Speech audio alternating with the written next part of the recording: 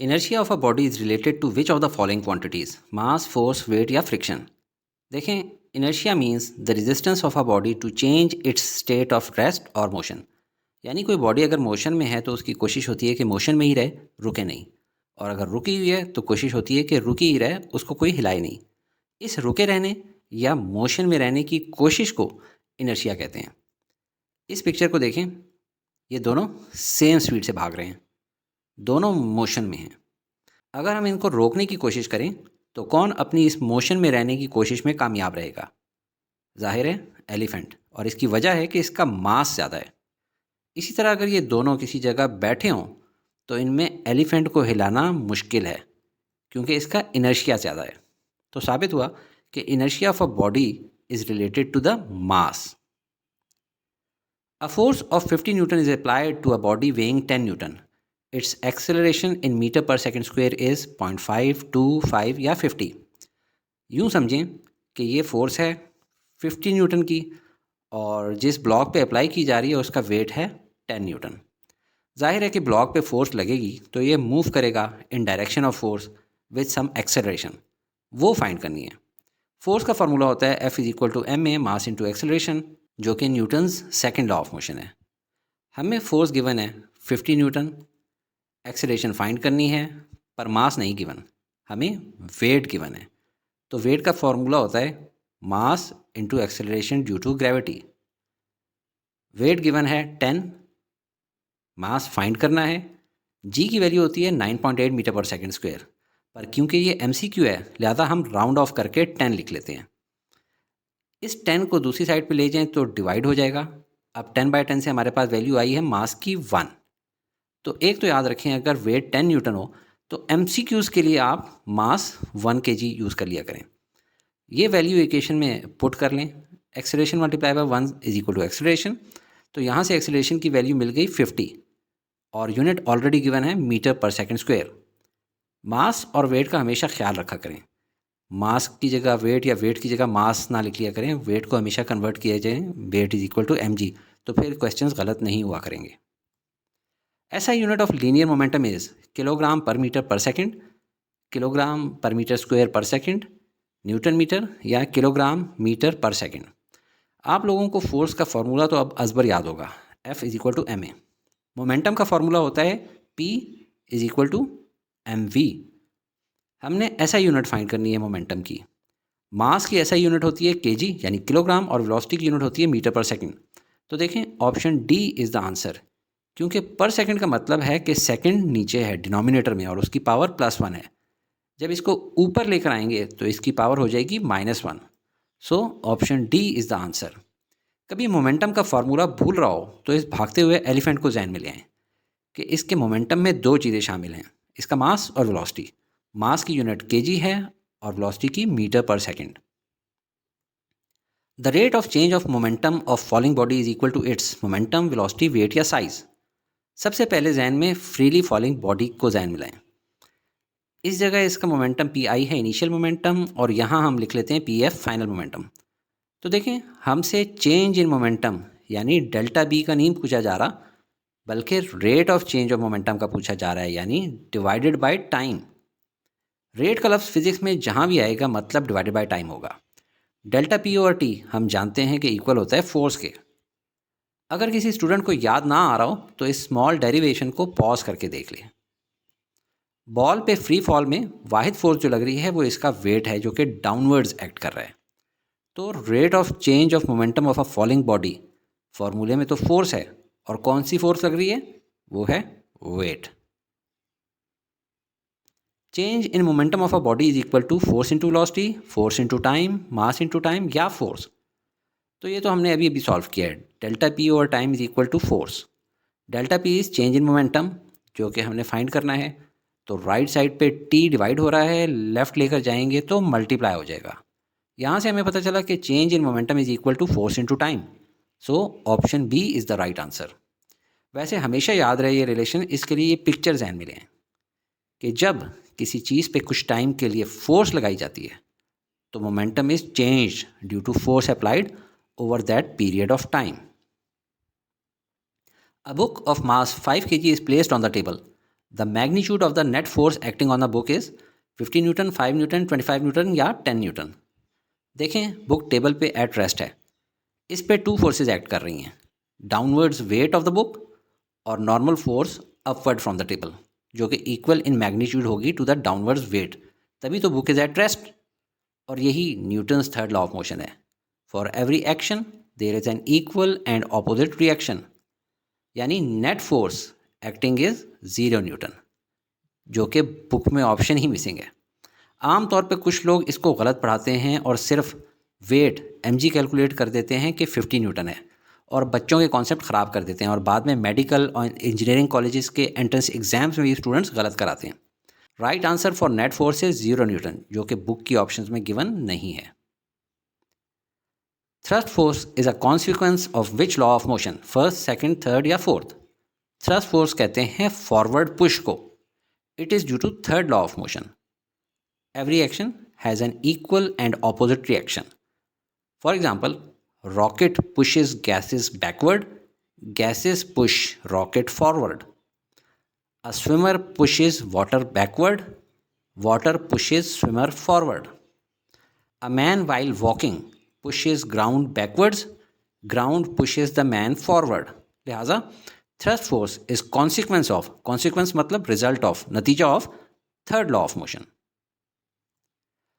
A force acts on a body for 2 seconds and it provides 50 kg meter per second change in its momentum. The force acting on the body is 100 Newton, 50 Newton, 25 newton या 2 Newton. इसमें total 3 चीज़ों की बात हुई है। Force जो कि हमने फाइंड करनी है, अगर वो टाइम 2 सेकंड्स के लिए एक्ट करने पे चेंज इन मोमेंटम ला रही है 50 kilogram metre per second, momentum P की बात नहीं हो रही बल्कि चेंज इन मोमेंटम की बात हो रही है, यानी डेल्टा पी। तो फोर्स, टाइम और चेंज इन मोमेंटम का रिलेशन हम ऑलरेडी पढ़ चुके हैं। Force is equal to change in momentum over time. So 50/2 से आंसर आया 25 newton. So option C is the right answer. At the fair ground the force that balances your weight is gravitational force, centripetal force, electrical force या frictional force. देखें, fair कहते हैं मेले को और ground मैदान को, तो कोई ऐसा मैदान जिसमें मेला लगाया जाए उसको फेयर ग्राउंड कहते हैं। और आम तौर पे उसमें बहुत झूले लगे होते हैं, ऐसे झूले भी लगे होते हैं जो घूमने पे इंसान को बाहर की तरफ पुश कर रहे होते हैं due to their weight, and weight is a force. इस केस में ये कौन सी फोर्स है? सर्कल से बाहर की तरफ जाती हुई फोर्स को सेंट्रीफ्यूगल फोर्स कहते हैं। इस फोर्स को जो फोर्स काउंटर करती है, बैलेंस करके अंदर की तरफ जा रही होती है, उस फोर्स को क्या कहते हैं? Centripetal force. So option B is the answer, कि वेट की फोर्स को सेंट्रीपिटल फोर्स ने बैलेंस किया है। बाकी 3 ऑप्शंस तो वैसे भी नहीं हो सकती हैं, क्योंकि देखें ग्रेविटेशनल फोर्स नीचे ज़मीन की तरफ खींचेगी, इलेक्ट्रिकल फोर्स का काम होता है इलेक्ट्रिकल एनर्जी को मैकेनिकल एनर्जी में कन्वर्ट करना, और फ्रिक्शनल फोर्स का तो इस केस में कोई ताल्लुक ही नहीं है। When a hanging carpet is beaten by a stick, dust flies off the carpet. It is mainly due to action force on the carpet, reaction force by the carpet, inertia of dust, rate of change of momentum of carpet. असल में आप इस लफ्ज़ पे गौर करें, dust flies of the carpet. क्या वाकई dust fly करता है? नहीं, बल्कि हमें लगता है कि वो फ्लाई कर रहा है। चलें ये तस्वीर देखें। ये लड़का अभी लटके हुए डस्टी कारपेट को स्टिक मारने ही वाला है। होगा क्या कि carpet under the force of stick, under the action of stick थोड़ा आगे चला जाएगा रिएक्ट करके, जबकि इस पे जो डस्ट पड़ी हुई थी एट रेस्ट, वो ड्यू टू इनर्शिया उधर ही खड़ी रहेगी। इस तरह से due to Newton's first law of motion, जिसको लॉ ऑफ इनर्शिया भी कहते हैं। Object at rest tries to stay at rest, object in motion tries to stay in motion. So option C is the answer. Action force की वजह से dust fly नहीं किया, action force तो बंदे ने स्टिक मारी है। Reaction force of the carpet की वजह से भी डस्ट फ्लाई नहीं किया, रिएक्शन फोर्स तो ये है कि कारपेट आगे को मूव कर गया है, और rate of change of momentum का तो इससे कोई ताल्लुक ही नहीं है। A bucket having some water is revolved in vertical circle. Water does not spill out even when the bucket is upside down due to weight of water, centrifugal force on water, inertia of water, action and reaction balance each other. Bucket with some water को एक vertical circle में revolve करने पे कुछ ऐसी situation होती है। Upside down यानी इस लोकेशन पे पानी नीचे क्यों नहीं गिरता? ऑप्शन ए तो इसलिए नहीं है क्योंकि वेट ऑफ वाटर तो चाहता है कि वाटर ग्रेविटी की वजह से नीचे गिर जाए। ऑप्शन सी इसलिए नहीं है क्योंकि इनर्शिया ऑफ वाटर तो इस लोकेशन पे कोशिश करेगा to remain in motion in direction of motion along with bucket. Option D तो बिल्कुल ही नहीं है क्योंकि एक्शन और रिएक्शन की यहाँ कोई लॉजिक नहीं है। तो राइट ऑप्शन एक ही बचती है, centrifugal force on the water.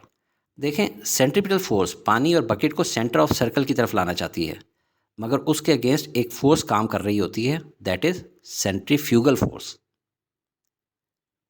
The force which moves the car is force developed by the engine, force of friction between road and tire, weight of car, water spilt on the ground.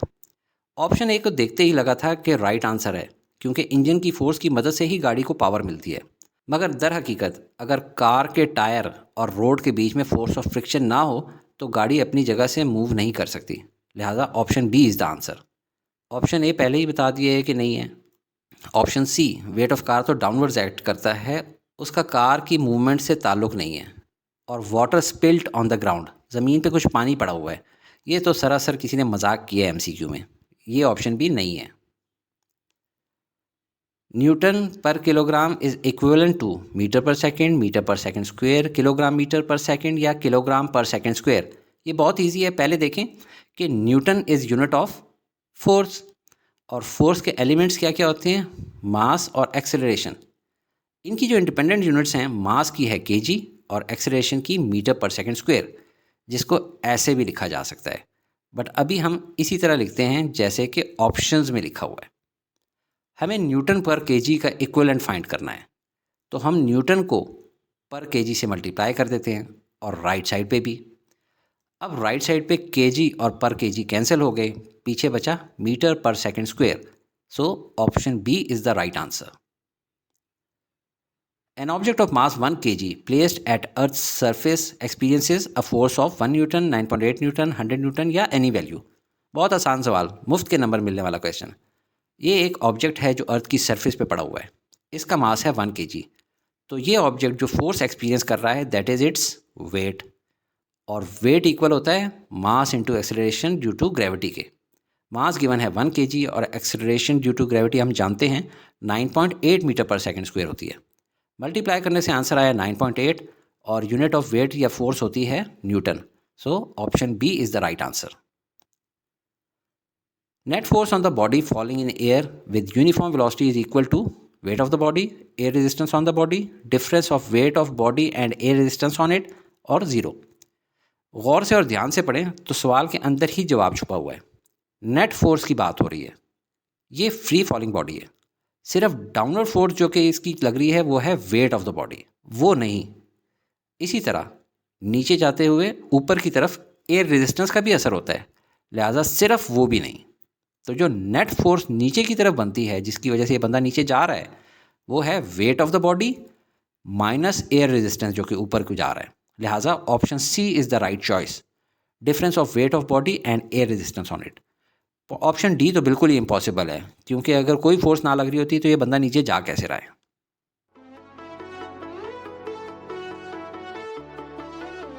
Study with me, a learning experience.